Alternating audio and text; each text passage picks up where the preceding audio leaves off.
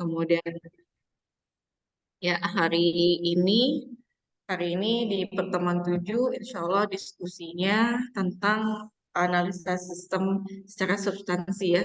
Jadi untuk yang hari ini akan lebih banyak membahas konteks sistem terkait dengan manajemen pendidikan.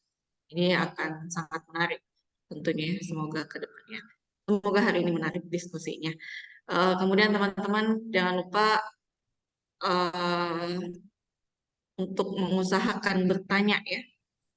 Jadi teman-teman sekalian yang mungkin kemarin-kemarin belum sempat untuk mengajukan pertanyaan, silakan hari ini mengajukan pertanyaan pun kalau misalnya teman-teman yang sudah mengajukan pertanyaan di pertemuan sebelumnya ada pertanyaan lagi silahkan juga diajukan agar diskusinya lebih padat dan lebih seru ya. Oke, mungkin itu aja. Apa dulu ada yang ingin disampaikan untuk pengantarnya? Ya, ada. Sudah cukup, Ibu.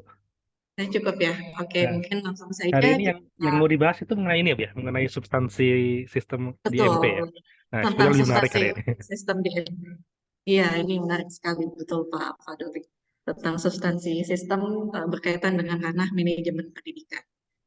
Ya, banyak sekali ya untuk ranah manajemen pendidikan yang bisa dimasukkan tentang substansi sistem ini. Baik, mungkin langsung aja kita silakan kelompok 7 dan moderatornya perwakilannya dari kelompok 8. Silakan, hari ini moderatornya siapa?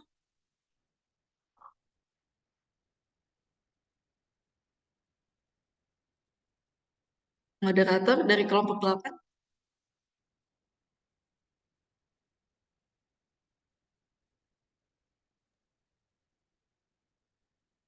Alia,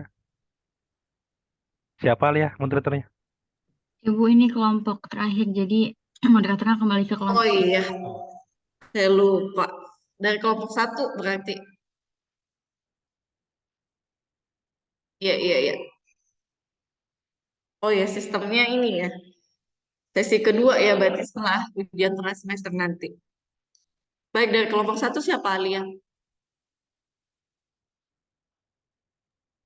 Eh, mungkin Irwan bisa nggak? Irwan moderator Hairunisa.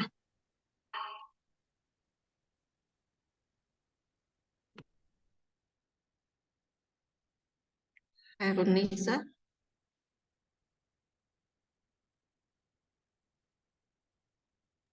Iya, Bu. Sebentar, Bu.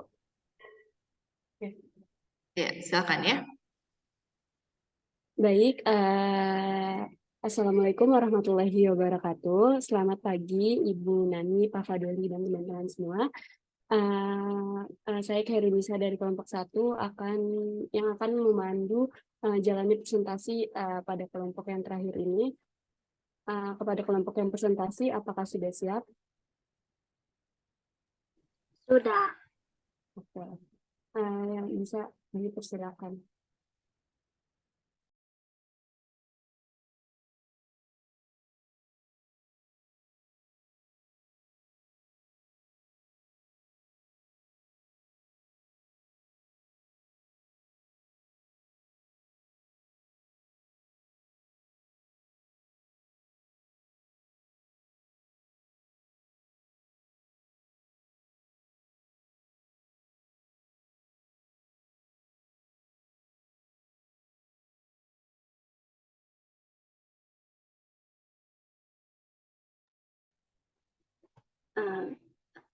Baik, di sini kelompok 7 akan membahas analisa tentang substansi, proses terkait konteks, dan manajemen pendidikan. Next. Selanjutnya ada anggota kelompok kami, yaitu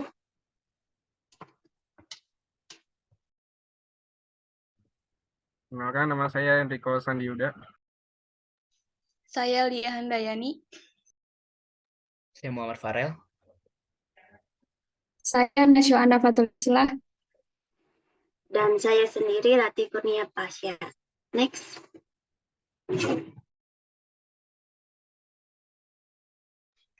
Oke, yang pertama, substansi manajemen pendidikan. Substansi inti dalam manajemen pendidikan sebagai bidang garapan manajemen pendidikan yang pertama, kurikulum, yang kedua, peserta didik, Yang ketiga, tenaga pendidik dan kependidikan. Yang keempat, sarana dan prasarana pendidikan. Yang kelima, hubungan sekolah dan masyarakat. Dan terakhir, keuangan. Bisa di next.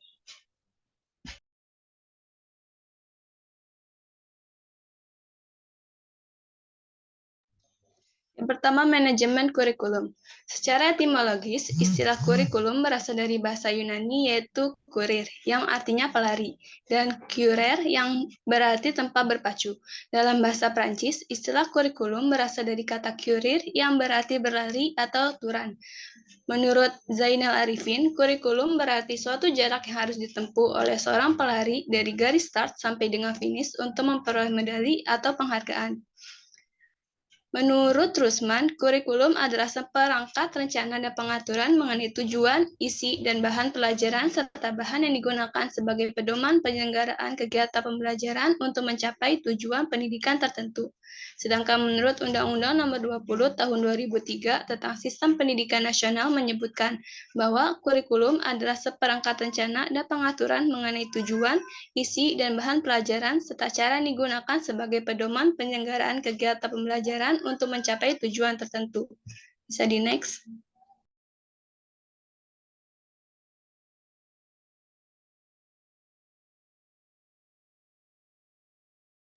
Maka dari itu, kita dapat menyimpulkan bahwa manajemen kurikulum adalah suatu sistem pengelolaan kurikulum yang kooperatif, komprehensif, sistemik, dan sistematik dalam rangka mewujudkan ketercapaian tujuan kurikulum. Next.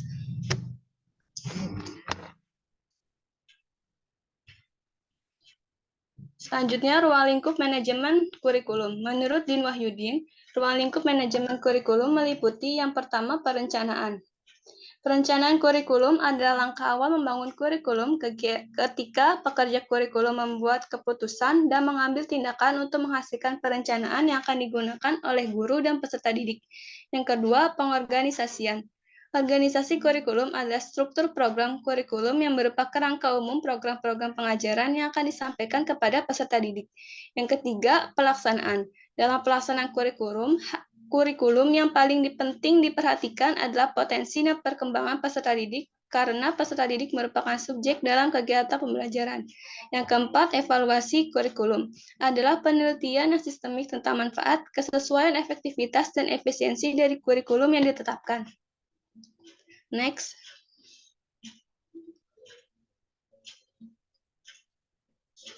Prinsip dalam melaksanakan manajemen kurikulum ada 5. Yang pertama, produktivitas. Hasil yang akan diperoleh dalam kegiatan kurikulum merupakan aspek harus dipertimbangkan dalam manajemen kurikulum.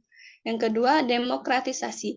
Pelaksanaan manajemen kurikulum harus berasaskan demokrasi yang menempatkan pengelola, pelaksana, dan subjek peserta didik pada posisi yang seharusnya dalam melaksanakan tugas dengan penuh tanggung jawab untuk mencapai tujuan kurikulum. Yang ketiga, kooperatif.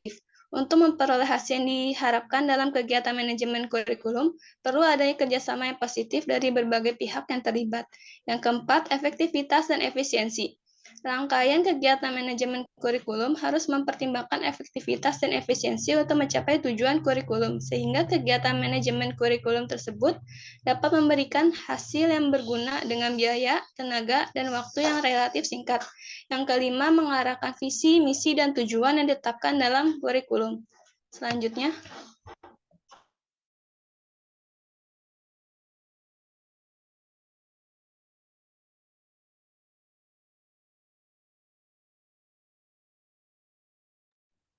Fungsi dari manajemen kurikulum yang pertama, meningkatkan efisiensi pemanfaatan sumber daya kurikulum. Yang kedua, meningkatkan keadilan atau equality dan kesempatan pada siswa untuk mencapai hasil yang maksimal. Yang ketiga, meningkatkan relevansi dan efektivitas pembelajaran sesuai dengan kebutuhan peserta didik maupun lingkungannya. Yang keempat, meningkatkan efektivitas kinerja guru maupun aktivitas siswa dalam mencapai tujuan pembelajaran. Yang kelima, meningkatkan efisiensi dan efektivitas proses belajar mengajar. Next.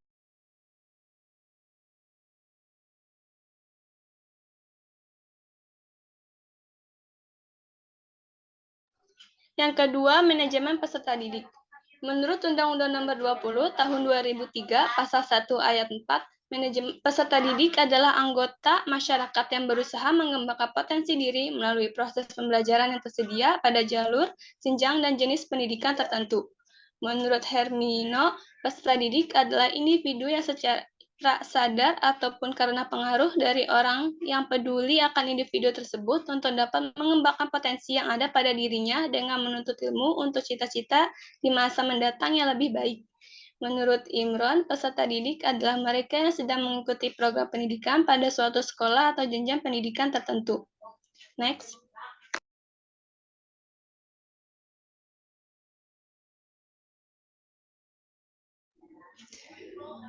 Menurut Mustari, manajemen peserta didik adalah layanan yang memusatkan perhatian pada pengaturan, pengawasan, dan pelayanan siswa di kelas dan di luar kelas, seperti pengenalan, pendaftaran, layanan individual, seperti pengembangan keseluruhan kemampuan minat, kebutuhan, sampai ia matang di sekolah.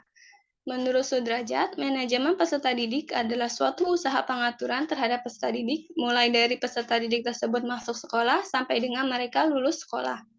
Sedangkan menurut Imron, manajemen peserta didik adalah usaha pengaturan terhadap peserta didik mulai dari peserta didik tersebut masuk sekolah sampai mereka lulus. Next.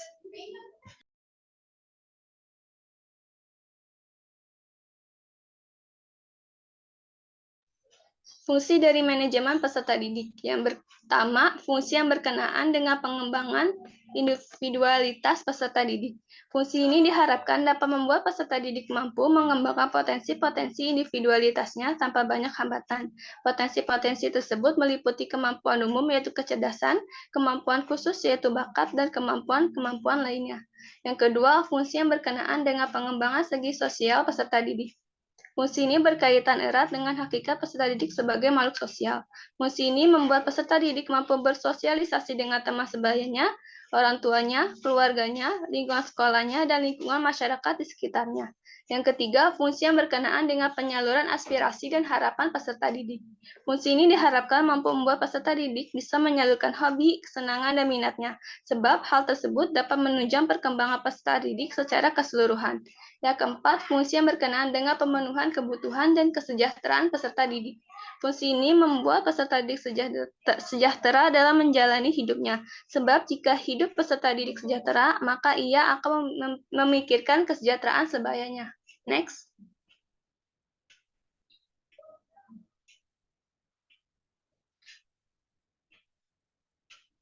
Tujuan manajemen peserta didik menurut Mulyasa, tujuan manajemen peserta didik itu untuk mengatur berbagai kegiatan dalam bidang kesiswaan agar kegiatan pembelajaran di sekolah dapat berjalan lancar, tertib, dan teratur, serta mencapai tujuan pendidikan sekolah.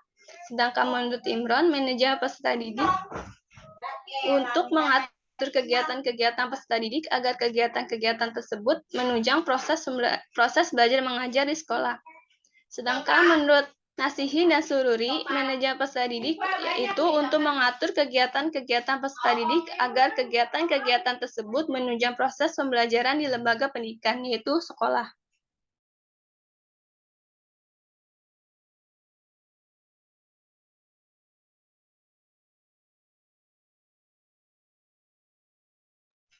Lalu tujuan khusus manajemen peserta didik menurut Imron yang pertama meningkatkan pengetahuan, keterampilan, dan psikomotor peserta didik. Yang kedua menyalurkan dan mengembangkan kemampuan umum yaitu kecerdasan, bakat, dan minat peserta didik. Yang ketiga menyalurkan aspirasi, harapan, dan memenuhi kebutuhan peserta didik. Next.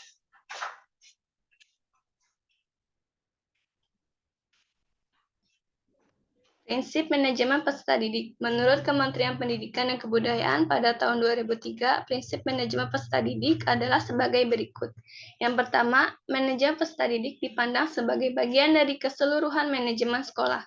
Yang kedua, segala bentuk manajemen peserta didik harus ditujukan untuk mengemban misi pendidikan dan dalam rangka mendidik peserta didik. Yang ketiga, kegiatan manajemen peserta didik harus diupayakan untuk mempersatukan peserta didik. Yang keempat, kegiatan peserta didik haruslah dipandang sebagai upaya pengaturan terhadap pembimbingan peserta didik.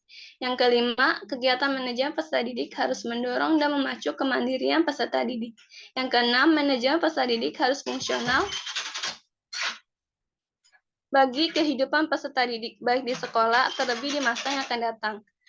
Ketujuh, penyelenggara peserta didik mengakui karakteristik peserta didik antara lain intelektual, minat, bakat, kebutuhan pribadi, dan pengalaman dan keadaan fisik. Selanjutnya.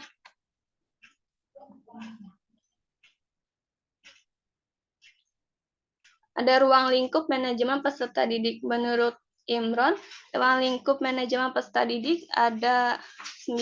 Yang pertama, perencanaan peserta didik. Peserta didik harus direncanakan, karena dengan adanya perencanaan, segala sesuatu dapat dipikirkan dengan matang dengan memperhatikan seluruh aspek yang melingkupinya. Yang kedua, penerimaan peserta didik baru.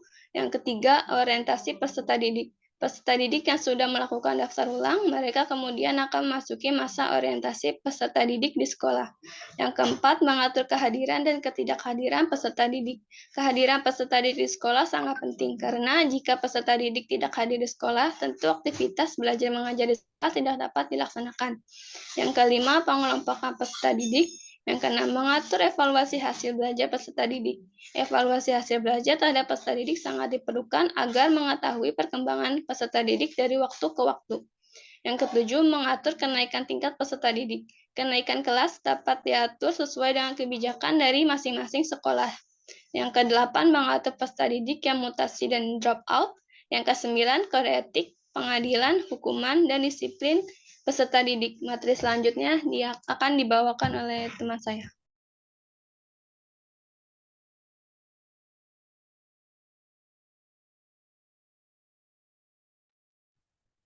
Baik, selanjutnya ada manajemen tenaga pendidik dan kependidikan. Manajemen tenaga pendidik dan kependidikan adalah aktivitas yang harus dilakukan, mulai dari tenaga pendidik dan kependidikan, organisasi pendidik, sampai akhirnya berhenti melalui proses perencanaan SDM, perekrutan, seleksi, penempatan, pemberian kompensasi, penghargaan, pengembangan, dan pemberian. Tenaga pendidik dan pendidikan dalam proses pendidikan memegang peranan strategi utama dalam upaya membentuk watak bangsa melalui pengembangan kepribadian dan nilai-nilai yang diinginkan. Next.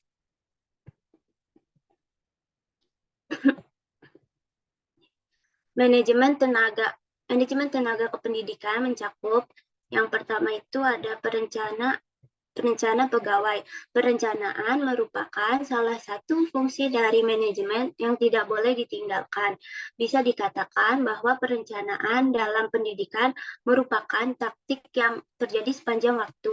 Hal ini dimaksudkan untuk menentukan kebutuhan pegawai, baik itu secara kualitas atau secara kualitas yang akan ditempatkan pada posisi-posisi yang dibutuhkan sekarang dan masa yang akan datang. Yang kedua, pengadaan pegawai.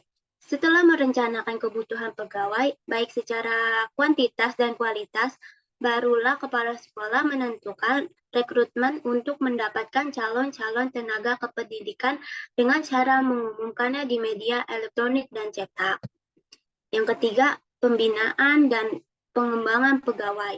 Kegiatan ini sangat perlu dilakukan bagi seorang kepala sekolah apabila perjalanan karir dan masa tugas para tenaga pendidik dan kependidikan tersebut mengalami kemunduran dan melemahnya kinerja mereka yang mengakibatkan pada buruknya kualitas kerja mereka. Untuk dapat mengembalikan kualitas dan motivasi kerja mereka, seorang kepala sekolah harus mampu melakukan pembinaan yang intensif dan evaluasi kerja secara mendalam. Yang keempat, promosi dan mutasi. Seiring dengan berjalannya waktu, maka seorang kepala sekolah harus sudah mengantongi potensi dan kelemahan para pegawainya agar dapat melakukan kenaikan pangkat, jabatan, atau statusnya bagi mereka yang memiliki kualitas terbaik dan kinerja yang memuaskan. Yang kelima, pemberhentian. Yang dimaksud dengan hal ini adalah pencopotan atau pelepasan seseorang dari tugas dan tanggung jawabnya yang diputuskan oleh seseorang pemimpin atau kepala sekolah karena hal dan sebab tertentu. Apabila seseorang pegawai yang sudah tidak mampu lagi menjalankan tugas dan tanggung jawabnya sebaik dan semaksimal mungkin. Keenam, penghargaan. Yang dimaksud dengan kompensasi adalah balas jasa yang diberikan organisasi kepada pegawai yang dapat dinilai dengan uang dan mempunyai kecenderungan diberikannya secara tetap. Next.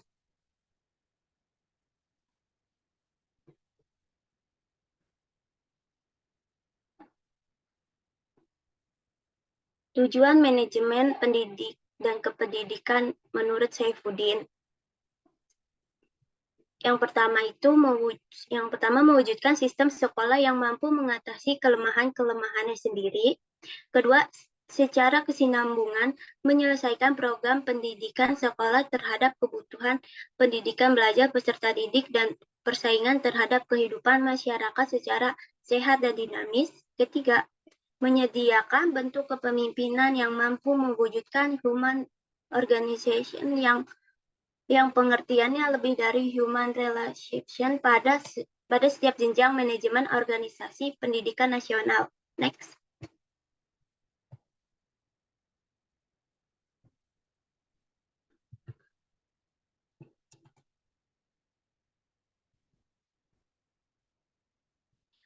Tugas dan fungsi tenaga pendidik dan kependidikan.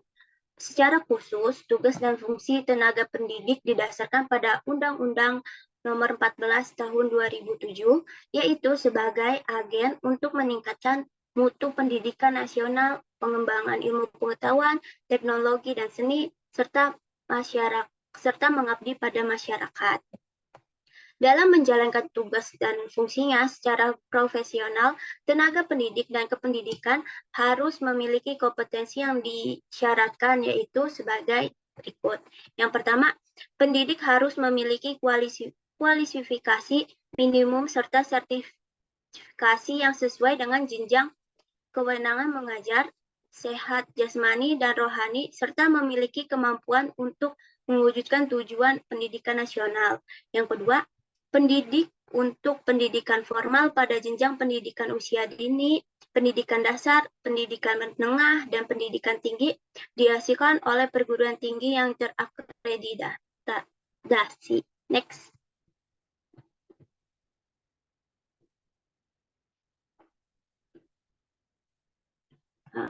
Fungsi dan peranan tenaga pendidikan. Fungsi para tenaga kependidikan secara umum adalah sebagai berikut. Pertama, menjamin kelangsungan sebuah sistem pendidikan. Kedua, memantau jalannya sistem dan program yang ditargetkan dalam lembaga pendidikan. Ketiga, memfasilitasi para tenaga pendidik, peserta didik, dan tenaga kependidikan satu dengan yang lainnya dalam menjalani suatu aktivitas pendidikan. Keempat, memberikan rasa aman dan nyaman bagi seluruh orang yang terlibat dalam lingkungan pendidikan. Kelima, melayani kebutuhan peserta didik dan guru dalam melaksanakan kegiatan pendidikan. Adapun peranan tenaga kependidikan dalam satuan pendidikan tertentu adalah sebagai berikut. 1. Membantu pelaksanaan dan penyelenggaraan pendidikan di tiap-tiap satuan pendidikan. 2. Membantu perencanaan sistem tujuan dan desain pendidikan yang akan dijalankan. 3. Membantu kepala sekolah dalam menciptakan lingkungan pendidikan yang aman, nyaman, dan kondusif. Kelima, membantu terciptanya hubungan dan komunikasi yang baik antar sekolah dengan masyarakat atau sekolah dengan pemerintah. Next.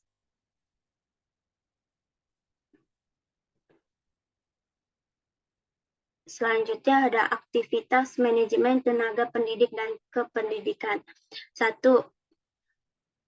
Perencanaan, pengembangan, dan strategi tenaga pendidik dan kependidikan yang konservatif guna memenuhi kebutuhan organisasi di masa depan. Walaupun merupakan langkah awal dari pelaksanaan, perencanaan ini seringkali tidak diperhatikan dengan seksama. Dengan melakukan perencanaan ini, segala fungsi sumber daya manusia dapat dilaksanakan dengan efektif dan efisien. Yang kedua, manajemen kinerja. Suatu proses yang berlangsung terus-menerus yang berkaitan dengan fungsi manajerial kinerja. Yang ketiga, Kriteria manajemen kinerja yang baik. Menurut Ahmad Ruki, agar sebuah manajemen kriteria yang efektif, hendaknya memiliki syarat-syarat sebagai berikut. Yang pertama, relevan. Yang kedua, sensitif. Yang ketiga, accessibility. Yang keempat, practicability. Terus yang keempat, pengembangan karir. Dalam suatu kondisi yang menunjukkan adanya peningkatan status seseorang dalam suatu organisasi dalam jalur karir yang telah ditetapkan dalam organisasi yang bersangkutan. Next.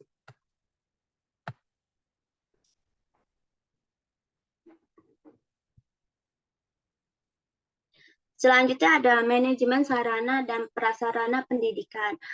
Manajemen sarana dan prasarana pendidikan adalah kegiatan yang mengatur untuk mempersiapkan segala peralatan atau material bagi terselenggaranya proses pendidikan di sekolah. Manajemen sarana dan prasarana dibutuhkan untuk membantu kelancaran proses belajar mengajar. Next.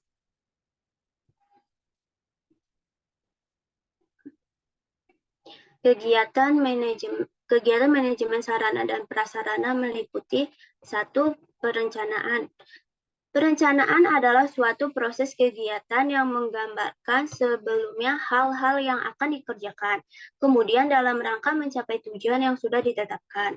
Dalam hal ini, perencanaan yang dimaksud ialah merinci rancangan pembelian, pengadaan, rehabilitas, distribusi, atau pembuatan peralatan dan perlengkapan sesuai dengan kebutuhan. Kedua, pengadaan ialah serangkaian kegiatan menyediakan berbagai jenis sarana dan prasarana pendidikan yang sesuai dengan kebutuhan untuk mencapai tujuan pendidikan.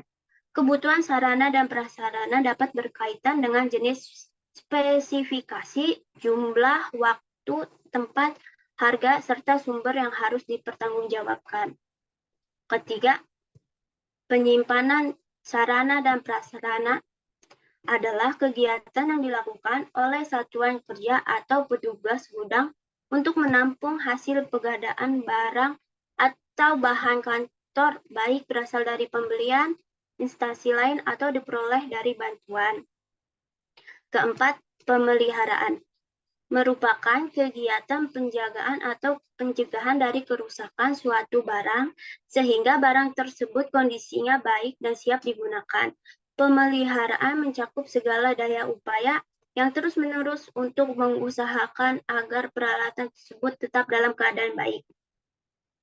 Kelima, penghapusan barang adalah kegiatan akhir dari siklus pengelolaan sarana dan prasarana yang dilakukan dengan menggunakan mekanisme tertentu berdasarkan peraturan dan ketentuan yang berlaku. Next.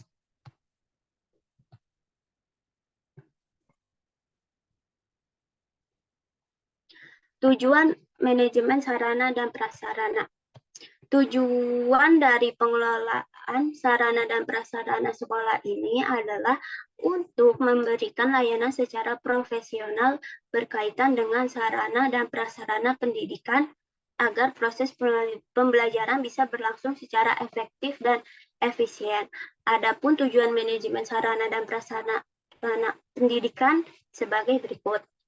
Pertama, untuk mengupayakan pengadaan sarana dan prasarana sekolah melalui sistem perencanaan dan pengadaan yang hati-hati dan sesama. Dua, untuk mengupayakan pemakaian sarana dan prasarana sekolah secara tepat dan efisien.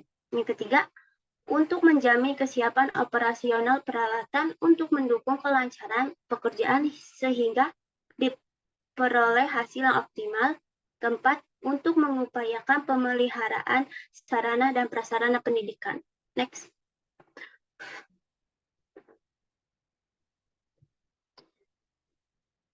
Prinsip-prinsip manajemen sarana dan prasarana pendidikan. Yang pertama, prinsip pencapaian tujuan, yaitu sarana dan prasarana pendidikan di sekolah dalam kondisi siap pakai apabila akan didayagunakan oleh personil sekolah dalam rangka pencapaian tujuan proses pembelajaran di sekolah.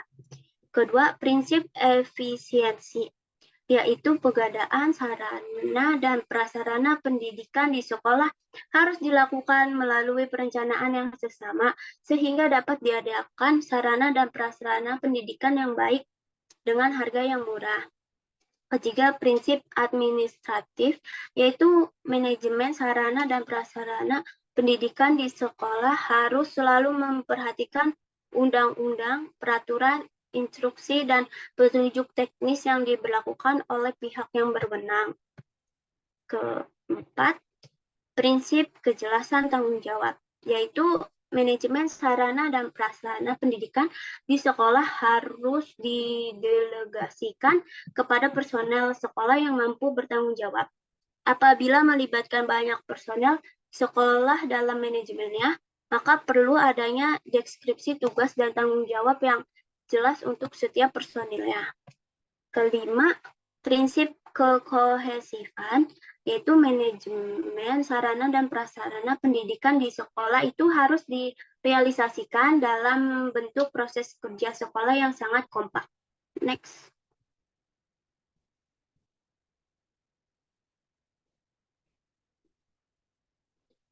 Proses manajemen sarana dan prasarana merupakan proses kerjasama pendayagunaan semua sarana dan prasarana pendidikan secara efektif dan efisien. Satu hal yang perlu dipertegas dengan definisi tersebut adalah bahwa manajemen sarana dan prasarana merupakan suatu proses yang terdiri dari langkah-langkah tertentu secara sistematis. Proses yang dilakukan dalam manajemen sarana dan prasarana pendidikan memiliki beberapa tahap, yaitu sebagai berikut. Pertama, perencanaan sarana dan prasarana pendidikan. Perencanaan sarana atau alat pengajar tidak semudah perencanaan prasarana seperti meja dan kursi yang hanya mempertimbangkan selera dan dana yang tersedia. Kedua, pengadaan sarana dan prasarana merupakan kegiatan yang bertujuan untuk memperoleh sarana pendidikan yang dibutuhkan untuk kelancaran proses pendidikan dan pengajaran.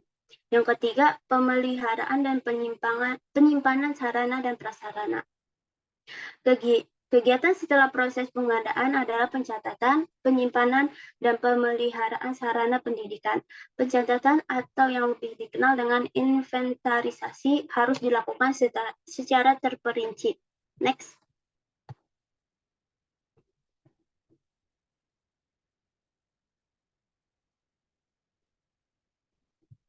Selanjutnya ada hambatan dan solusi dalam manajemen sarana dan prasarana pendidikan. Yang pertama itu keterbatasan sumber daya manusia, kedua keterbatasan dana yang dimiliki sekolah, ketiga rendahnya kesadaran guru untuk terlibat dalam manajemen sarana dan prasarana khususnya dalam perawatan. Selain ketiga hambatan tersebut, rendahnya kesadaran para peserta didik untuk menjaga fasilitas-fasilitas sekolah dan tidak adanya tindak tegas kepada para pelanggar yang merusak fasilitas-fasilitas sekolah juga menghambat manajemen sarana dan prasarana. Dalam menghadapi permasalahan dan hambatan-hambatan manajemen sarana prasarana diperlukan solusi agar manajemen sarana prasarana dapat tetap berjalan dengan efektif dan baik. Berikut adalah saran atau solusi untuk mengatasi hambatan-hambatan tersebut. Di antaranya yaitu 1. Untuk mengatasi keterbatasan sumber daya manusia, pemimpin suatu lembaga pendidikan dapat mengeluarkan kebijakan agar setiap orang yang berada di dalam lembaga pendidikan tersebut mempunyai kewajiban untuk menjaga dan merawat sarana. Kedua, untuk mengatasi keterbatasan dana, dibutuhkannya suatu koordinasi antara pemerintah daerah dan pemerintah pusat agar dapat mengetahui lembaga-lembaga pendidikan yang kekurangan dalam hal dana. Ketiga, pendidik harus lebih kreatif dalam mencari alternatif lain untuk tetap melakukan pembelajaran dengan menarik dan menyenangkan tanpa adanya sarana prasarana yang lengkap, seperti dengan mengubah metode pembelajarannya. Next. Selanjutnya ada manajemen hubungan sekolah dan masyarakat. Manajemen hubungan sekolah dan masyarakat adalah proses mengelola komunikasi sekolah dengan masyarakat mulai dari kegiatan perencanaan sampai dengan pengawasan terhadap proses dan hasil kegiatan sekolah.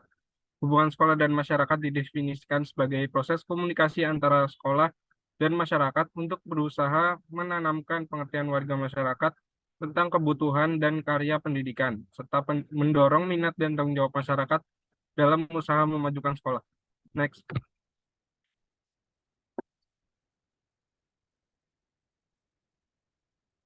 Tujuan manajemen hubungan masyarakat dan sekolah. Menurut Elsbri yang dikutip dari Sobari, mengemukakan tujuan hubungan sekolah dan masyarakat, yaitu satu, untuk meningkatkan kualitas belajar dan pertumbuhan anak. Kedua, untuk meningkatkan pemahaman masyarakat akan pentingnya pendidikan dan meningkatkan kualitas kehidupan masyarakat. Ketiga, untuk mengembangkan antusiasme atau semangat saling bantu antara sekolah dengan masyarakat demi kemajuan kedua belah pihak. Next. Selanjutnya ada fungsi manajemen hubungan sekolah dan masyarakat. Pertama, mengembangkan pengertian masyarakat tentang semua aspek pelaksanaan program pendidikan di sekolah. Kedua, dapat menetapkan bagaimana harapan masyarakat terhadap sekolah dan apa harapannya mengenai tujuan pendidikan. Ketiga, memperoleh bantuan secukupnya dari masyarakat untuk sekolahnya, baik finansial, material, maupun moral. Keempat, menumbuhkan rasa tanggung jawab yang lebih besar pada masyarakat terhadap kualitas pendidikan yang dapat diberikan oleh sekolah. Kelima, selanjutnya.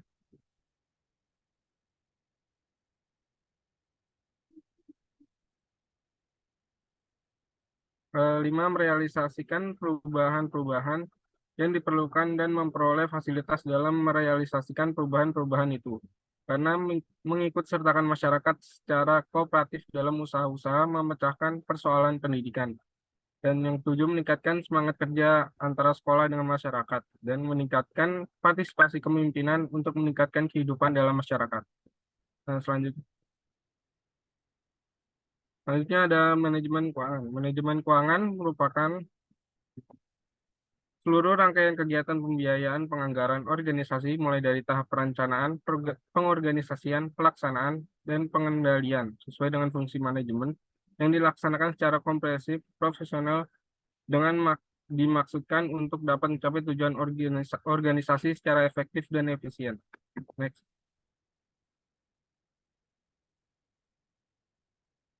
Prinsip-prinsip manajemen. Pertama ada transparansi. Yang berarti adanya keterbukaan dalam manajemen keuangan lembaga pendidikan, yaitu keterbukaan sumber keuangan dan jumlahnya, rincian penggunaan, dan pertanggungjawaban yang harus jelas sehingga bisa memudahkan pihak-pihak yang berkepentingan untuk mengetahuinya. Kedua, ada akuntabilitas. Di dalam manajemen keuangan, berarti penggunaan uang sekolah dapat harus dipertanggungjawabkan sesuai dengan perencanaan yang telah ditetapkan. Pertanggungjawaban dapat dilakukan kepada orang tua, masyarakat, dan pemerintah. Ketiga, ada efektivitas. Manajemen keuangan dikatakan memenuhi prinsip efektivitas kalau kegiatan yang dilakukan dapat mengatur keuangan untuk membiayai aktivitas dalam rangka mencapai tujuan lembaga yang bersangkutan. Dan kualitatif sesuai dengan rencana yang telah ditetapkan. Yang terakhir ada efisiensi. Efisiensi adalah perbandingan yang terbaik antara masukan dan keluaran atau antara sumber daya dan hasil. Dan yang dimaksud meliputi tenaga, pikiran, waktu, dan biaya. Perbandingan tersebut dilihat dari dua hal. Yang pertama dari segi penggunaan waktu, tenaga, dan biaya tersebut. Dan yang kedua dilihat dari segi hasil yang dihasilkan dari penggunaan prinsip tersebut. Next.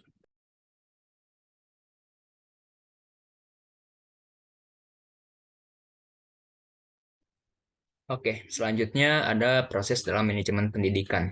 Manajemen sebagai suatu rangkaian kegiatan yang dilakukan oleh seseorang yang dalam kaitannya dengan pencapaian tujuan organisasi sekolah dapat dijabarkan melalui proses yang harus dilakukan berdasarkan tahap-tahap tertentu. Setiap manajer sekolah dalam pelaksanaan tugasnya, aktivitasnya, dan kepemimpinannya untuk mencapai tujuan yang harus melakukan perencanaan, pengorganisasian, penggerakan, dan pengendalian dengan baik.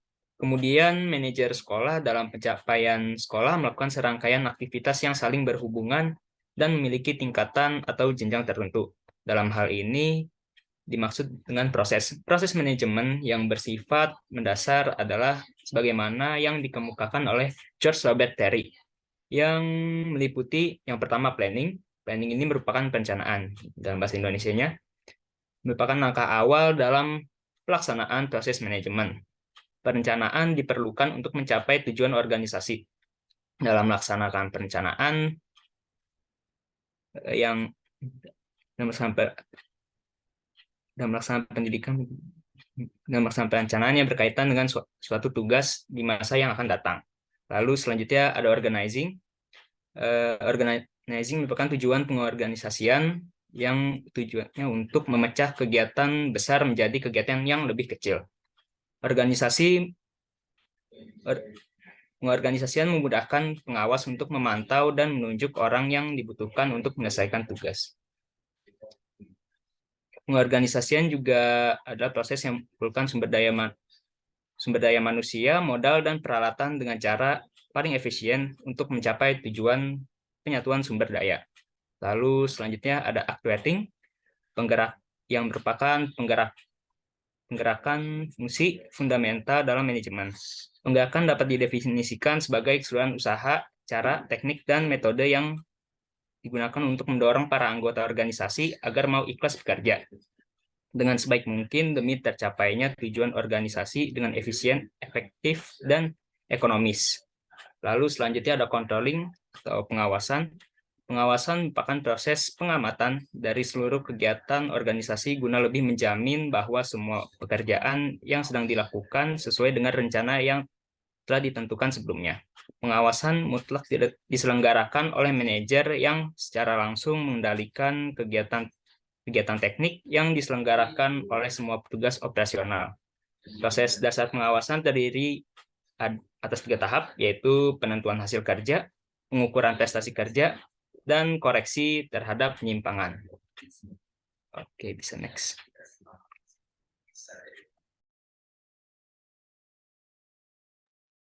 Baik, selanjutnya yaitu menganalisis manajemen pendidikan berbasis kurikulum. Tadi kan sudah dijelaskan ya bahwa manajemen kurikulum pendidikan itu intinya pengelolaan dalam kurikulum. Nah, pada tingkatan pendidikan ini kegiatan kurikulum itu lebih mengutamakan untuk merealisasikan dan merelevansikan antara kurikulum nasional atau standar kompetensi dan kompetensi dasar dengan kebetulan daerah yang di kondisi sekolah yang bersangkutan, sehingga kurikulum tersebut merupakan kurikulum yang integritas dengan peserta didik maupun dengan lingkungan sekolah itu berada.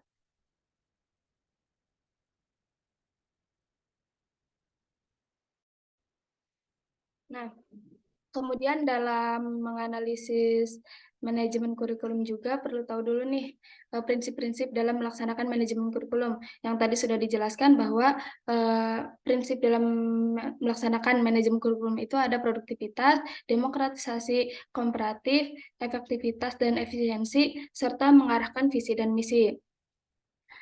Terus dalam menganalisis manajemen kurikulum juga kita dapat menggunakan metode penelitian dengan jenis kualitatif, yang dimana merupakan penelitian yang dilakukan secara alamiah atau apa adanya sesuai dengan yang terjadi pada kurikulum tersebut dan diteliti dengan cara memahami, menentukan, serta menggambarkan dan menjelaskan. Nah, salah satu pendekatan kualitatif itu adalah studi kasus, yaitu bagaimana meneliti melakukan pengumpulan data secara mendetail terhadap aktivitas, program, proses, dan kejadian terhadap kurikulum yang sedang dijalankan.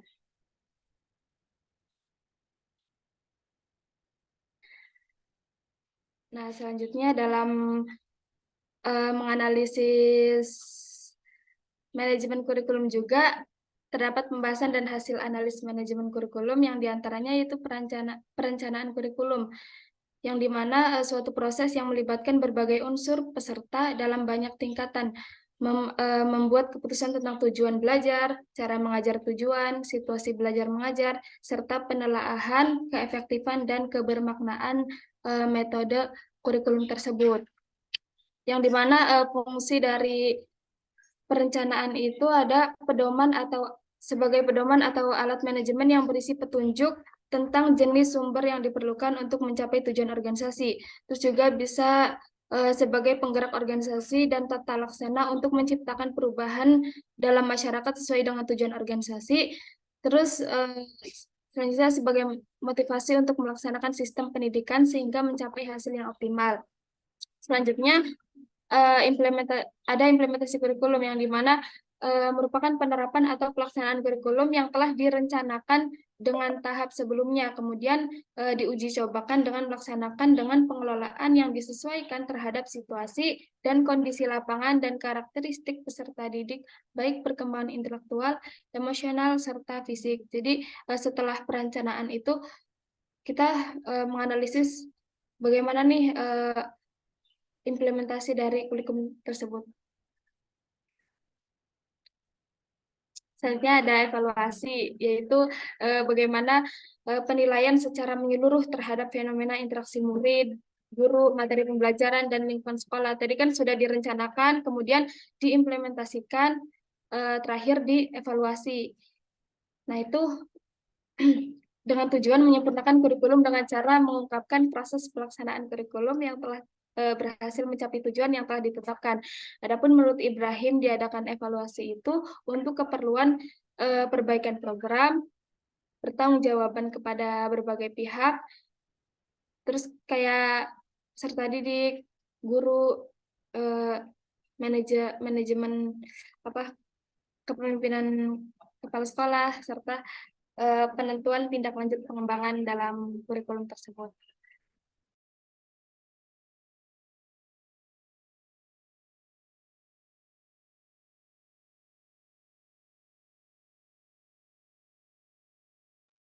Baik, mungkin cukup sekian presentasi dari kelompok 7. Kurang-kurangnya mohon maaf. Wassalamualaikum warahmatullahi wabarakatuh.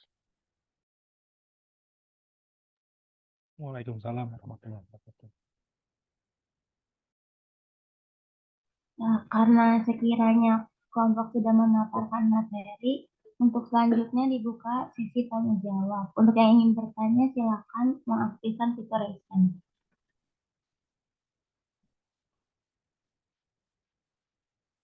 Karena sudah ada 3 penanya, boleh untuk Raden Anindya. Sebelumnya suara saya jelas ya. Jelas. Oke. Mau nanya, kan udah dijelasin nih mengenai substansi manajemen itu ada dari kurikulum, didik, tenaga pendidik dan pendidikan, terus ada sarana prasarana juga, hubungan sekolah masyarakat, terus ada keuangan juga tadi manajemen keuangan. Saya sendiri mau nanya di kurikulumnya nih, misalkan salah satu di antara kalian itu menjadi menteri pendidikan. Terus bagaimana sih cara kamu memperbaiki kurikulum pendidikan ada pada saat itu aja kembali. Terima kasih.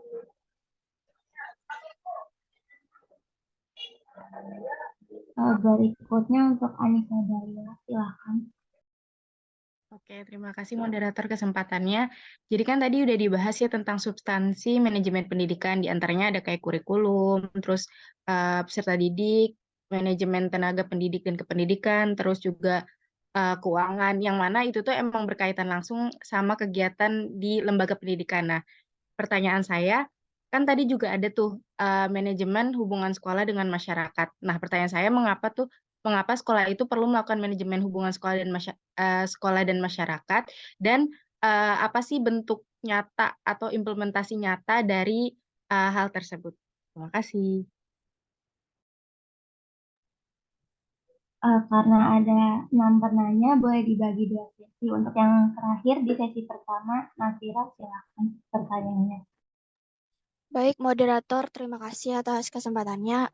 Jadi, seperti yang kita tahu ya, kan belakangan ini tuh kurikulum terus berubah-berubah ya. Nah, pertanyaannya itu, mengapa sih kurikulum di Indonesia itu selalu mengalami perubahan dan kenapa belum ada satu kurikulum yang digunakan secara terus-menerus atau secara tetap? Terima kasih.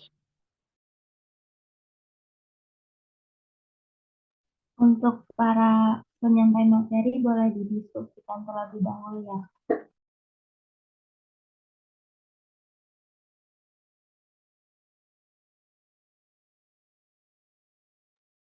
Baik, terima kasih atas pertanyaannya. Moderator izin didiskusikan dulu. Terima kasih.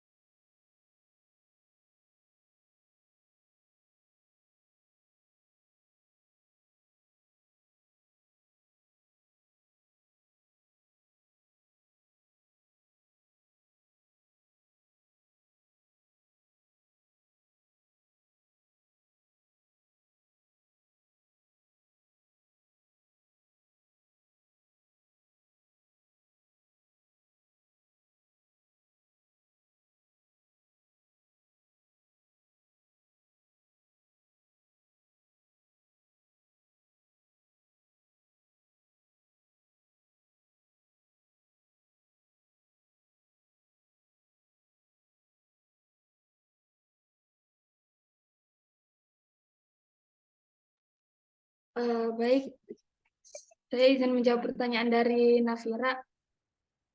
Tadi kan intinya pertanyaannya tuh,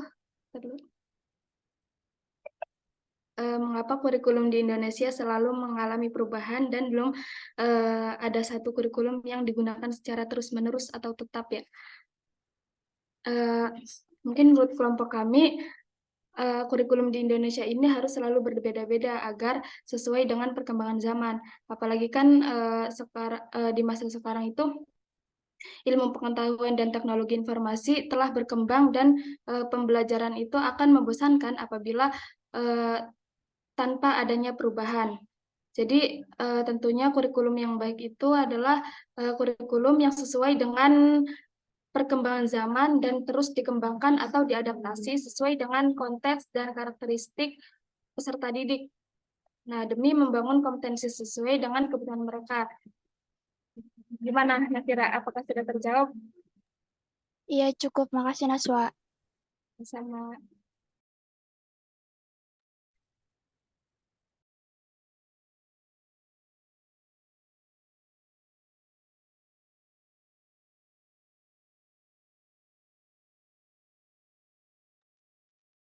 Izin menjawab untuk pertanyaan Anin yang Menteri Pendidikan ya. Kalau misalnya salah mohon dikoreksi. Kalau misalnya saya sebagai Menteri Pendidikan, yang pertama saya lakukan adalah Amin. meninjau ulang kurikulum. Setelah meninjau ulang kurikulum yang ada saat ini, lalu memeriksa kelemahan dan kekurangannya, serta melakukan evaluasi untuk mengetahui sejauh mana kurikulum yang ada telah mencapai tujuan-tujuan pendidikan nasional. Lalu selanjutnya memperbarui isi kurikulum. Setelah meninjau ulang kurikulum, saya akan memperbarui mengembangkan isi kurikulum dengan memperhatikan perkembangan terbaru dalam bidang ilmu pengetahuan dan teknologi. Itu kalau menurut saya. Lalu menyediakan pelatihan dan pengembangan guru agar dapat mengimplementasikan kurikulum yang baru dan memperbaiki kualitas pembelajaran. Lalu melibatkan stakeholder seperti guru, orang tua, dan siswa dalam proses penyusunan kurikulum baru. Lalu memperbaiki evaluasi dengan memperbaiki evaluasi pembelajaran dengan mengubah metode evaluasi yang ada saat ini menjadi lebih berbasis kompetensi dan mengintegrasikan teknologi informasi dalam evaluasi. Apa jelas jawabannya? Jelas, Farel, terima kasih. Iya, sama-sama.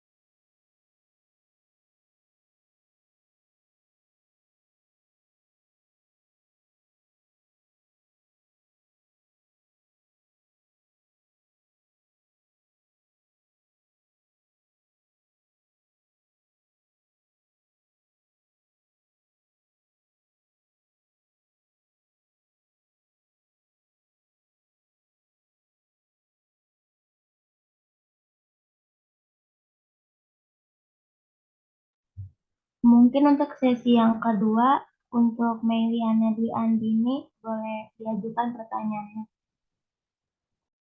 Baik, terima kasih moderator atas kesempatannya.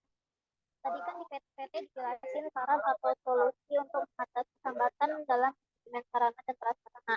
Salah satunya melakukan metode pembelajaran kreatif, tapi tanpa adanya sarana dan prasarana lengkap. Nah, itu boleh dikasih contoh nggak metode pembelajaran apa yang kreatif, tapi nggak butuh sarana prasarana lengkap?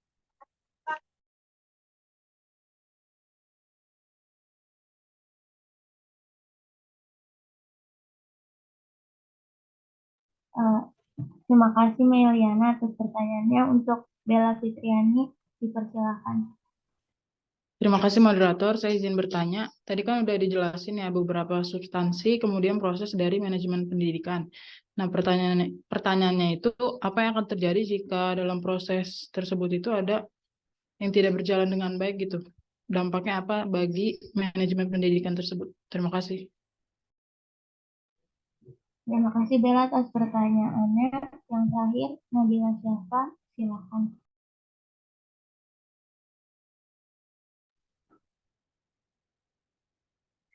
Terima kasih moderator untuk kesempatannya. Izin bertanya, apa saja sih faktor penghambat yang kemungkinan muncul dalam melaksanakan manajemen kurikulum dan bagaimana cara mengatasinya? Terima kasih. Terima kasih Nabila atas pertanyaannya. Untuk kelompok eh, pemberi, silakan memberikan jawabannya. Baik, saya izin menjawab dari pertanyaannya Meliana.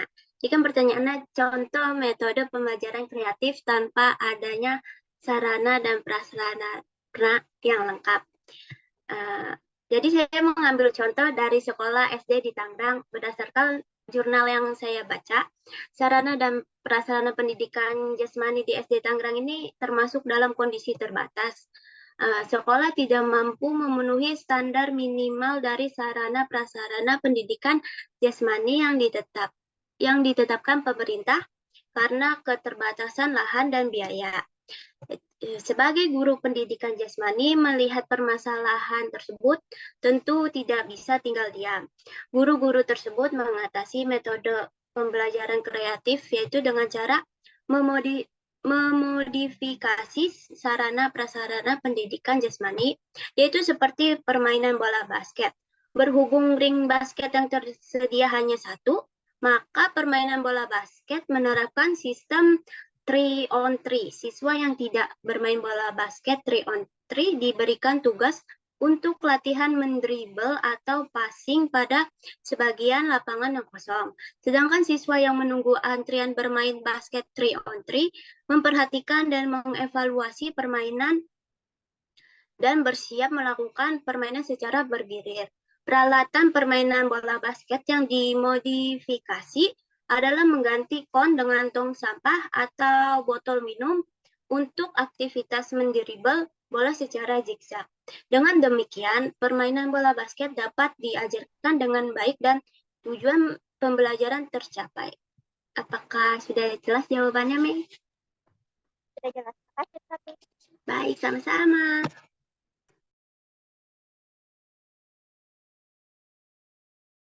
Selanjutnya, izin menjawab pertanyaan Nabila, yaitu faktor penghambat dan kemungkinan muncul dalam pelaksanaan manajemen kurikulum dan bagaimana cara mengatasinya. Hambatan yang terjadi dalam manajemen kurikulum antara lain yang pertama itu ketidaksinambungan antara pendidik di lapangan dengan pendidik yang memberikan kebijakan di atasnya. Yang kedua, keterbatasan sarana prasarana. Yang ketiga, lemahnya pengawasan guru di lapangan sehingga kedisiplinan siswa rendah. Yang keempat, kualifikasi pendidikan guru yang tidak sesuai dengan bidangnya menyebabkan kurangnya tingkat keprofesional guru dalam kegiatan pembelajaran. Cara mengatasinya, yang pertama, guru harus mencari alternatif lain untuk melakukan pembelajaran dengan memperhitungkan atau mengubah metode belajar dengan di luar ruangan, bisa disebut sehingga bisa mengarahkan siswa untuk belajar secara berdiskusi bersama. Yang kedua, dengan memberlakukan peraturan tata tertib yang tegas dan jelas. Yang ketiga, peningkatan kompetensi guru dapat dilakukan dengan yang pertama, kualifikasi akademik guru, pendidikan dan pelatihan, dan uji sertifikasi. Bagaimana Nabila? Sudah cukup ya, terima kasih.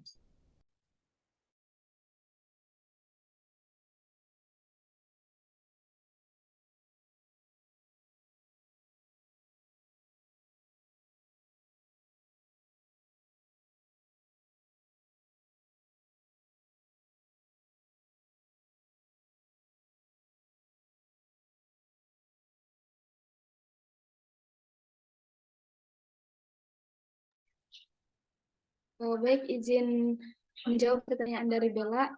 Eh, Tadi kan pertanyaannya apa yang akan terjadi jika dalam suatu manajemen pendidikan tidak berjalan dengan baik ya? Mungkin jika suatu lembaga pendidikan tanpa adanya manajemen yang baik, maka suatu lembaga pendidikan tersebut akan tidak dapat bergerak secara maksimal dan proses pendidikan tersebut menjadi tidak seperti apa yang diharapkan. Kayak atau misalkan kurang maksimal dalam pencapaian visi misi dan tujuan pendidikan tersebut. Bagaimana Bella? Apakah sudah terjawab? Sudah, terima kasih Nas.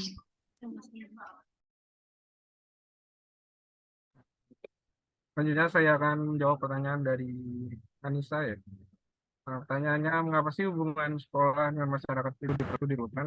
Hubungan sekolah dengan masyarakat bertujuan antara lain untuk memajukan kualitas pembelajaran dan pertumbuhan anak, memperkokoh tujuan serta meningkatkan kualitas hidup dan penghidupan masyarakat, serta mengarahkan masyarakat untuk menjalin hubungan yang baik dengan sekolah. Contohnya mungkin masyarakat atau orang tua murid saat ini kan mulai diikut sertakan dalam kegiatan serta didik di sekolah. Kira-kira menjawab nggak nih? Menjawab, terima kasih Enrico. Karena semua pertanyaan sudah terjawab, terima kasih kepada para anggota kelompok yang sudah menjawab pertanyaan dan kepada para penanya. Saya Lukna Moza Jahira. Mohon maaf bila ada kesalahan dalam penyampaian. Saya kembalikan ke Pak Fadoli atau Bu Nani. Terima kasih. Baik, terima kasih Lukna Moza ya, Lukna ya. Iya, Pak. Lukna dan kelompok 7 yang telah mempresentasikan materi mengenai KMP-an hari ini, KMP-an sih. Bu Nani masih join ya? Atau masih ini ya? Masih off cam ya? Belum bisa bentar. Nah, baik, luar biasa ya presentasi dari kelompok 7 pagi ini. Beberapa pertanyaan juga dari teman-teman tadi mengenai perlunya hubungan sekolah dengan masyarakat, kemudian kalau menjadi Menteri Pendidikan apa yang mau dilakukan terhadap pengembangan kurikulum ini, kemudian mengapa kurikulum itu selalu mengalami perubahan, ya kan? Dan contoh metode pembelajaran kreatif dengan keterbatasan, hambatan pengembangan kurikulum, dan tadi Bella ini apa ya pertanyaannya ya?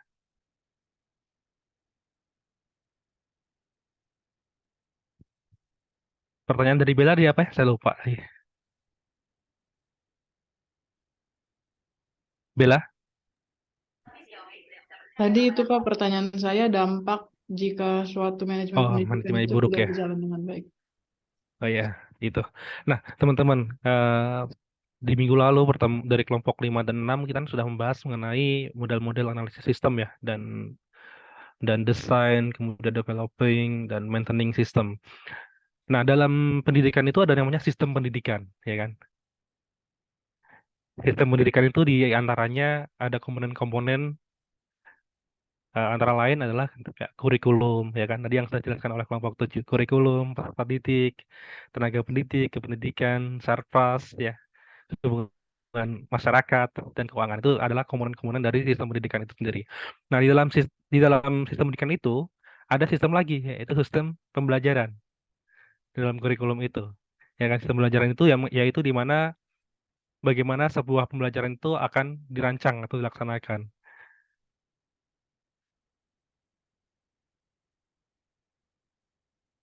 Ya.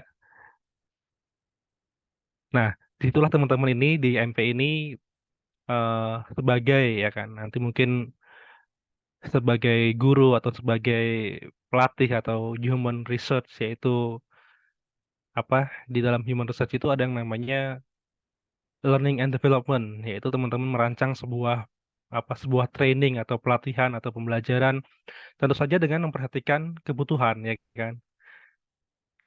Itu menjawab tadi beberapa pertanyaan dari teman-teman tadi saling berhubungan teman-teman ya. Kenapa sih perlu ada hubungan sekolah dengan masyarakat, ya kan?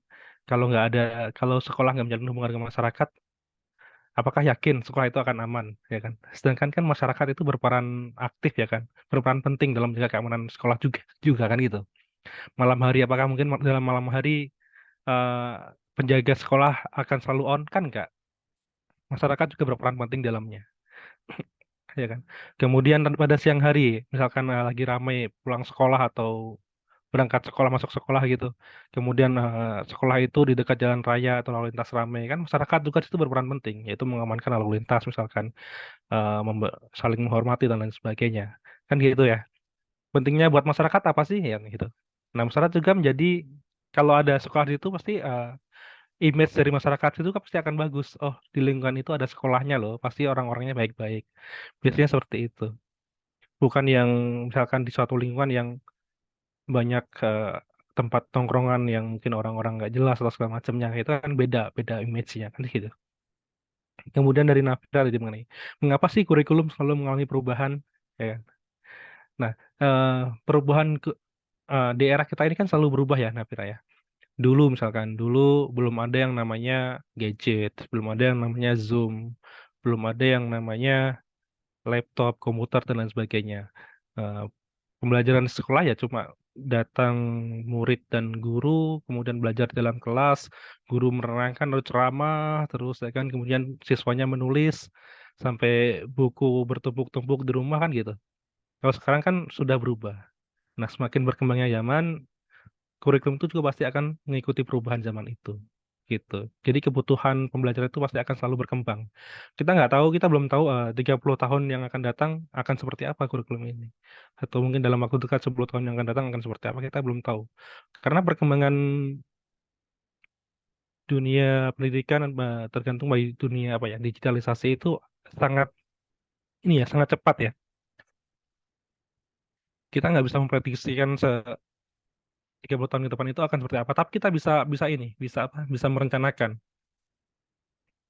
kebutuhan saat ini kan gitu. Kebutuhan saat ini dengan memperhatikan perkembangan 4.0 itu, di era 4.0 ini kan siswa harus selain menguasai bidangnya juga harus menguasai digitalisasi. Maka seperti itu.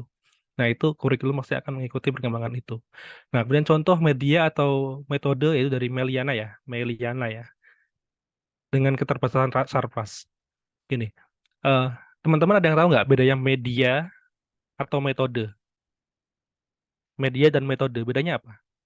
Media pembelajaran, metode pembelajaran, bedanya apa? Ada yang tahu nggak? Media kayak bedanya gitu. Gimana, Hasbu? Media lebih ke objeknya. Media lebih ke objeknya. Kalau metode? Caranya, Bu. Metode caranya ya. Jadi daring ini adalah metode kita. Sorry, daring ini kan sinkronus. Sinkronus itu tatap muka seperti ini. Atau bisa melalui daring atau luring itu sinkronus tatap muka. Kalau asinkronus itu nggak tatap muka, yaitu teman-teman mungkin dikasih tugas, mungkin dosen sedang berhalangan, teman-teman dikasih tugas dan kemudian sinkronus. Nah, kemudian tadi pembelajaran kreatif dengan Sarpras. Ini, misalkan contoh kecil lagi nih teman-teman. Guru misalkan mau menjelaskan tentang suara saya masih jelas kan ya? Jelas, Pak. Jelas ya. Misalkan guru teman-teman, guru mau menjelaskan kepada muridnya tentang harimau. Nah, media yang dia pakai apa? Yang paling baik. Apakah cuma menjelaskan anak-anak harimau itu seperti ini loh, hewan berkaki 4 mempunyai taring. Dalam persepsi anak-anak siswa itu yang belum mengetahui tentang harimau apa dalam bayangannya? Hewan berkaki 4 banyak, kucing juga berkaki 4 kan gitu. Nah, media yang paling efektif apa? Apakah mendatangkan objeknya langsung, membawa harimaunya langsung dalam kelas? Ya kan berbahaya. Bisa melalui banyak media, misalkan gambar, video, atau suaranya seperti apa, kan seperti itu. Sama halnya dengan misalkan teman-teman, skripsi itu seperti ini loh, kan gitu. Skripsi itu sebuah tulisan berbentuk buku, misalkan. Ada beberapa halaman, di dalamnya ada bab 1, bab 2, bab 3. Apakah teman-teman langsung mengetahui ya skripsi itu seperti apa? Kalau teman-teman belum pernah melihat skripsi itu. Kan enggak kan ya? Makanya harus praktek dulu. Misalkan menulis judulnya apa? Kemudian menulis latar belakangnya bagaimana? Kan seperti itu. Ini satu media kreativitas seorang guru atau tenaga pendidik itu dibutuhkan di situ. Dengan memanfaatkan pengetahuannya, memanfaatkan hal apa saja yang ada di depannya, yang ada di hadapannya. Gitu. Hasbu tadi mau menyampaikan sesuatu, Hasbu? Oh enggak ya? Baik, kira-kira mau murah. Kemudian tadi hambatan pengembangan kurikulum. Pertanyaan dari Nabila tadi ya. Nabila. Kalau berbicara tentang pengembangan kurikulum ya teman-teman ya. Pengembangan kurikulum itu ada beberapa tahap teman-teman. Pertama adalah analisis. Menganalisis kebutuhan. Tadi kan ada sangkut pautnya dengan mengapa sih kurikulum itu selalu berubah kan gitu. Jadi setiap periode itu kurikulum perlu atau harus mengalami atau harus dilakukan pengembangan di situ. Pertama analisis kebutuhan itu seperti apa sih? Menerapkan landasan kurikulumnya, mulai dari filosofisnya, kemudian mulai dari sosiologisnya, psikologisnya, historisnya, dan yuridisnya atau hukum-hukumnya, landasan hukumnya.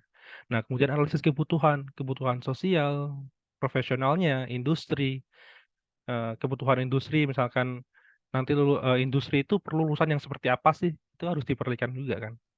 Kemudian standar dan scientific visionnya yaitu apa basic ilmu dari teman-teman misalkan di MP atau di TP atau di PSI dan sebagainya.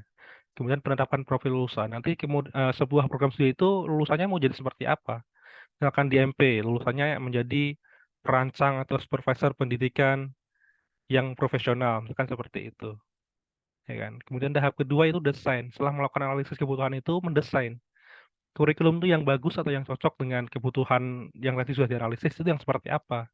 Nah gitu. Kemudian ditentukan komponen-komponen kurikulumnya seperti capaian pembelajaran lulusannya. Nanti lulusan kalau udah belajar materi atau mata kuliah ini, eh, lulusan itu diharapkan mampu menguasai apa kan seperti itu. Kemudian bahan-bahan kajiannya seperti apa, pengalaman belajarnya seperti apa. Dan kan kalau di sini di kelas ini kan kita pertama teman-teman berdiskusi. Nah, karena gini teman-teman, pembelajaran orang dewasa dan pembelajaran anak-anak itu berbeda. Kalau seandainya kelas ini cuma saya atau berani ceramah saja misalkan, apakah teman-teman semuanya yakin mendengarkan? Saya yakin nggak? Dan itu pun pasti akan keluar kuping kiri dan masuk masuk kuping kiri dan keluar kuping kanan. Itu kalau ceramah, metode ceramah atau metode yang lama seperti itu. Makanya di sini pakai pakai eh, pakai metode yang dimana teman-teman berdiskusi, kemudian teman-teman kelompok seenggaknya ada kelompok yang menjelaskan, ada kelompok yang belajar di sini. Meskipun nggak semuanya mendengarkan, tapi ada beberapa kelompok yang menulis ini gitu, menjelaskan ini sehingga beberapa mengerti, kan gitu. Nah, pengalaman belajar seperti itu, yaitu mulai diskusi, mungkin kemudian saya mau Bu Nani atau saya memberikan pengayaan, kemudian mengevaluasi, ya. Setelah tahap desain itu ada yang namanya tahap pengembangan, teman-teman. Setelah didesain, oh desainnya seperti ini, yang cocok untuk analisis yang sudah kita buat tadi. Nah, pengembangannya seperti apa sih ya? Kemudian menjabarkan dengan capaian lulusan untuk menjadi profesional dalam bidang MP, maka mata kuliah yang harus diberikan adalah A, B, C, D, kan seperti itu.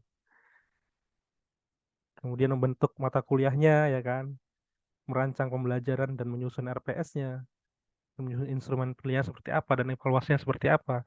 Setelah mengikuti ini, nanti teman-teman akan melakukan UTS atau UAS, misalkan. UAS-nya seperti apa, UTS-nya seperti apa, itu akan dibuat pengembangannya. Nah, kalau dalam kurikulum itu ya, pengembangannya seperti itu. Kemudian pelaksanaannya. Nah, dalam pelaksanaan ini nggak serta-merta ditinggalkan aja. Sudah dibuat desain, sudah dibuat pengembangan, ya udahlah, tinggal dilaksanakan, biarin aja lah, jalan atau nggak jalan, nggak seperti itu. Tapi harus ada namanya pengawasan, kan seperti itu. Nah, setelah ada yang namanya pengawasan, baru kita evaluasi lagi. Bagaimana bagaimana kurikulum itu berjalan, apakah efektif atau tidak. Kalau nggak efektif ya, kita buat pengembangan lagi, kita buat analisis lagi, kan gitu. Kita buat analisis lagi, kita buat desain lagi, kita kembangkan lagi kurikulum itu, dilaksanakan lagi. Setelah dilaksanakan, evaluasi lagi kan gitu. Ada yang kurang nggak? Oh ternyata ada yang kurang lagi, yaitu di sini, bagian ini. Oh ya udah kita buat analisis lagi, dan seterusnya seperti itu siklusnya. Dari analisis, desain, pengembangan, pelaksanaannya, dan evaluasinya. Seperti itu ya teman-teman ya mengenai perkembangan kurikulum ini. Nah hambatannya apa? Hambatannya ya hambatannya tadi. Misalkan eh, yang ditanyakan oleh Nabila tadi, hambatannya. Kurikulum, misalkan kurikulum MBKM ini ya, kurikulum MBKM, Merdeka Belajar, Kampus Merdeka. Hambatannya apa sih di kurikulum MBKM ini? Ada beberapa dosen atau beberapa pengajar itu bilang begini, mahasiswa bebas mengambil mata kuliah di luar program studinya, kan gitu. Nah, beberapa dosen bilang atau beberapa kampus menyampaikan pendapatnya. Kampus itu atau dosen itu bertanggung jawab meluluskan lulusan MP misalkan, lulusan MP, SPD di bidang MP. Tapi ternyata setelah dilihat SKS-nya, kok mahasiswa ini mengambil mata kuliah komputer di IBP misalkan seperti itu. Mata kuliah atau mata kuliah pertanian di IBP misalkan seperti itu. Bahkan yang diambil sampai 20 SKS. Nah, apa mahasiswa ini layak untuk mendapatkan gelar sarjana pendidikan di bidang MP? Padahal memberikan suatu gelar itu kan tanggung jawab dari dosen-dosen atau prodi tersebut. Nah, ada hal-hal seperti itu, ya kan? Sedangkan MBKM ini adalah kurikulum yang dikembangkan untuk memberi bekal teman-teman bahwa kalau menjebur ke laut, ya kan, jangan hanya bisa menguasai satu teknik berenang. Misalkan ada ombak tenang, berenangnya dengan gaya biasa aja. Misalkan ada ombak yang kencang, ya itu berenang dengan gaya yang lain, misalkan seperti itu. Nah, kalau nggak bisa gaya berenang yang lain, otomatis teman-teman akan tenggelam di situ, akan tertinggal dari teman-teman yang menguasai banyak gaya berenang. Hal apa namanya? Gambarnya seperti itu. Sama di dunia kerja juga sama. Kalau teman-teman hanya menguasai bidang MP saja, nggak menguasai bidang komputer, nggak menguasai bidang bahasa Inggris misalkan, sedikit pun atau nggak menguasai bidang human research atau apa namanya atau hubungan dengan masyarakat, nggak menguasai public speaking dan lain sebagainya, apakah teman-teman mampu bersaing di dunia industri nanti? Kan seperti itu. Nah, di sini hambatannya seperti itu. Polemik antara setuju kan nggak setuju dari beberapa program studi atau dosen-dosen yang dengan program kurikulum PBKM itu yang dikembangkan oleh pemerintah. Nah, kemudian hambatan lainnya, misalkan di Indonesia Timur dan Indonesia Barat itu pasti berbeda ya teman-teman ya. Mulai dari jaringan internetnya, mulai dari cara berpikir masyarakatnya itu sangat berbeda. Kalau saya maaf ya, kalau saya ini ya pengalaman mengajar dengan teman-teman di UNJ ini dengan teman-teman di universitas lain dari Indonesia Timur ya, itu sangat berbeda teman-teman. Cara menyampaikan pendapat, keberanian teman-teman berbicara di depan dosen atau di depan forum itu benar-benar sangat beda. Saya rasakan seperti itu. Di Indonesia Timur itu nggak semuanya berani menyampaikan pendapat seperti yang teman-teman ada di kelas ini. Saya akui seperti itu.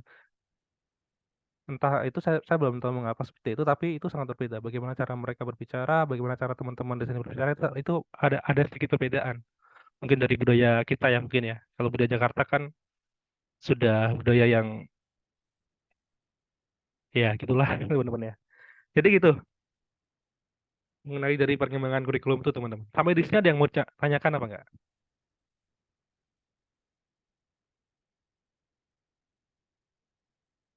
Sudah bisa dipahami atau ada yang mau tanyakan? Jadi dalam menyusun sebuah kurikulum atau sebuah rancangan pembelajaran, yang paling baik adalah berdasarkan analisis ya, analisis kebutuhan teman-teman ya. Kebutuhannya seperti apa, baru teman-teman rancang bagaimana proses pembelajarannya, media pembelajarannya, metodenya seperti apa.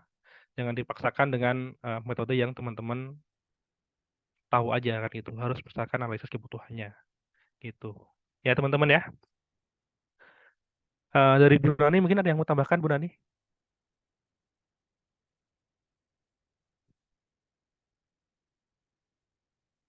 Sepertinya Bu Nani masih belum bisa berkomentar ya. Tadi izin untuk off cam ya. Teman-teman gimana? Ada yang mau ditanyakan lagi atau sudah jelas semuanya? Sudah jelas, Pak. Sudah jelas ya. Mengenai UTS-nya nanti akan di mana ya? Bu Nani akan menjelaskan ya, seharusnya. Atau sudah dijelaskan di pertemuan awal pertama dulu ya? Take home kan ya UTS-nya? Iya, Pak, take home. Take home akan diberikan saat hari H UTS nanti ya. Minggu depan berarti ya?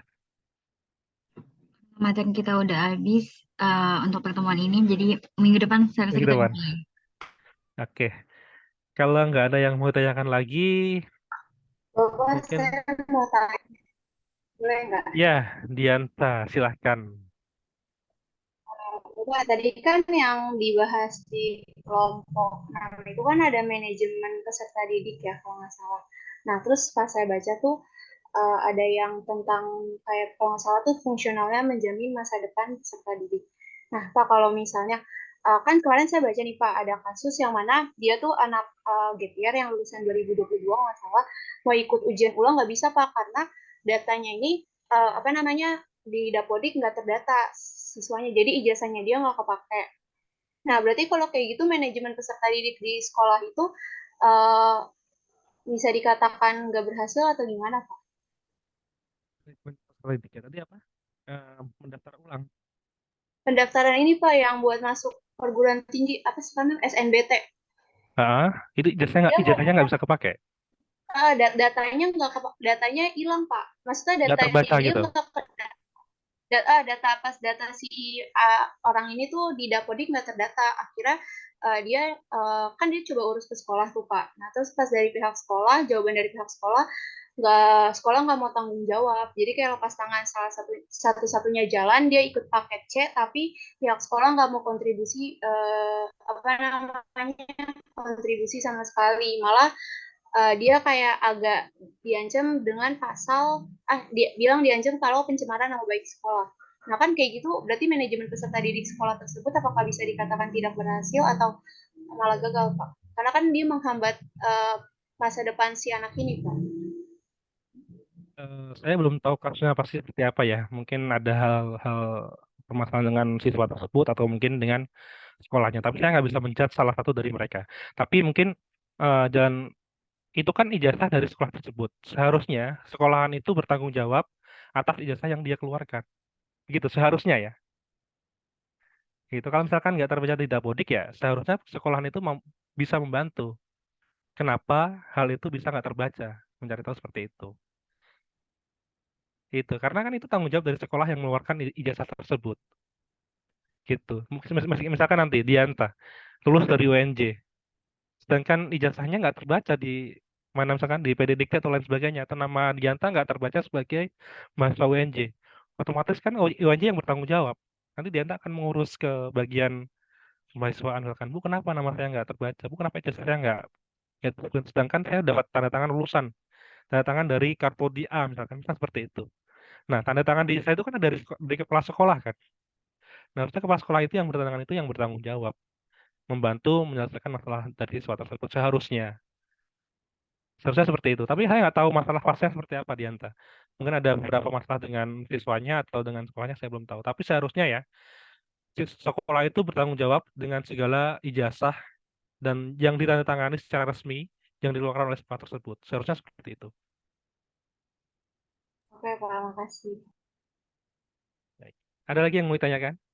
Teman-teman yang lain.